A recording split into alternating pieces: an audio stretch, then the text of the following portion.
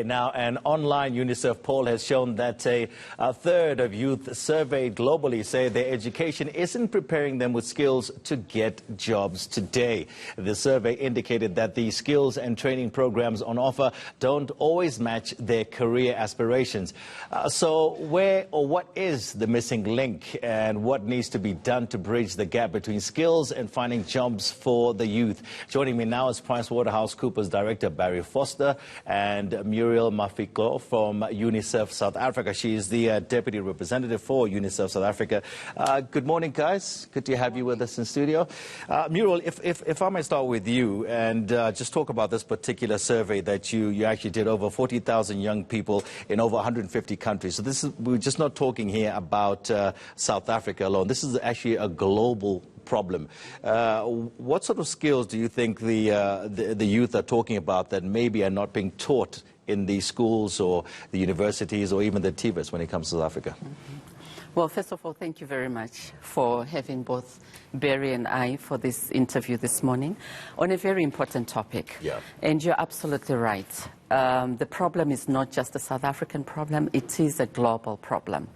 All over the world, people are worried about, are we preparing our young people to transition from school to work? And the short answer is no. We are not doing sufficient work to prepare our young people. If you look at the world of today, for instance, young people need digital skills. Yeah. You cannot operate without being savvy about digital skills.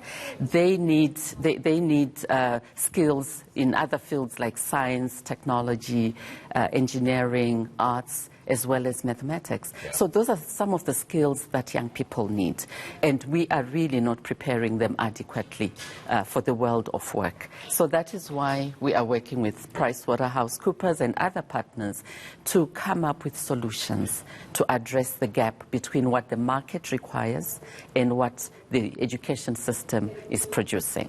Barry, how does PwC come in here? What can you actually do to assist when it comes to this particular issue? So I think there's two parts to that. Firstly, PwC itself has realized that we have to do something for our own staff. So there's the upskilling of people in society in general, but PwC itself is spending in the region of $3 billion over the next 3 years just in upskilling our own staff. And one of the realizations is that what we are doing, we'd like to contribute to society at large. And part of what we want to do there is the partnership with UNICEF, and is then to say, as we skill up our own people, how do we use some of what we are learning to skill up a larger group of people in the population? Yeah. And I think that those skills are digital in nature, but they're also deeply human. And it's those two combinations that both of us are trying to find. Explain to me about deeply human.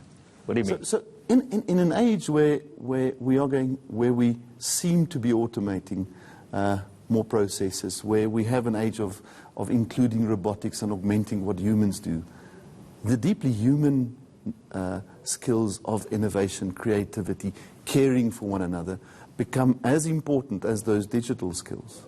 And there's almost a requirement as an entrance requirement to all of those. We start talking about STEAM skills now. So in the old days it was STEM only, which was more related to just the technical skills. But the arts have come back in a big way to say, what is it that makes us different and specifically human, and how does that contribute to what the future would look like? Yeah, it's a dichotomy, isn't it? The more technical and we get, the less human we really do become. When it comes to the schools and the kids complaining about the skills that they're acquiring from the whatever learning institution they may be, surely the start has to be with your teachers and your lecturers and the academies that they are going to. What's being done there? Mm-hmm.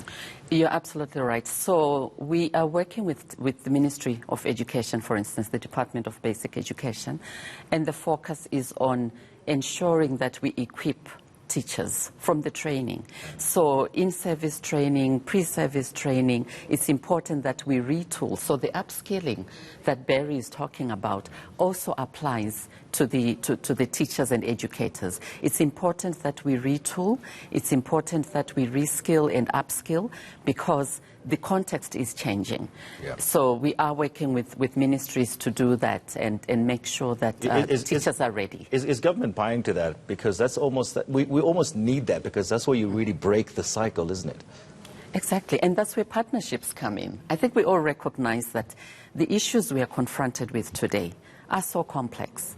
They cannot be addressed by a single entity. So while government is doing its part, we are coming in as the UN, we are coming in as the private sector to say we all have a role to play. And I think that is the partnership that is so critical for us to find lasting solutions. Okay, you're calling it, you have Generation Unlimited. Exactly. That's what you're calling this yes. partnership. Let's talk about, as PwC, Barry, what's worrying you the most in terms of the kids that are coming out of school, not to focus on South Africa, because you now have what we call maths literacy, you've got maths proper. It's almost like we're really moving away from, from maths, and it seemed like the direction we're heading, one needs to have maths to a large extent. Does that worry you? So I think both of us are worried. We're worried on two areas. So firstly, there's already a need just to reskill people who are already in jobs. Yeah.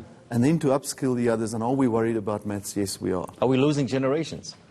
I think we have at the moment, and I think that's the reason for Gen U and this specific collaboration, is to say we can talk about reading skills for people at junior levels, but we almost have this group of people who are now 15 or 17 to 24.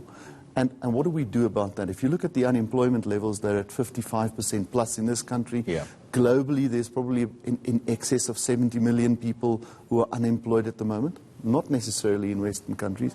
And we are worried about those people. And what do we do that's innovative to help that generation? The question is you'd have to believe that there's great potential there, but are they provided with the avenues to do something? Yeah. And we want to do not only the traditional skills, because there are young startup technical companies in the townships of South Africa. And what we need to do is we need to accelerate that process. Yeah, very true. All right, let me just a quick last word from Muriel. What as UNICEF, what do you want to see talk about South Africa, not just the rest of the world? Just quick, if you may, a couple of sentences for me. Yes, here in South Africa, we have a window of opportunity. And really, that's what we need to realize. We have a large group of young people between the ages of 15 and 34. This is the most productive age group. So we have an opportunity to tap into this group.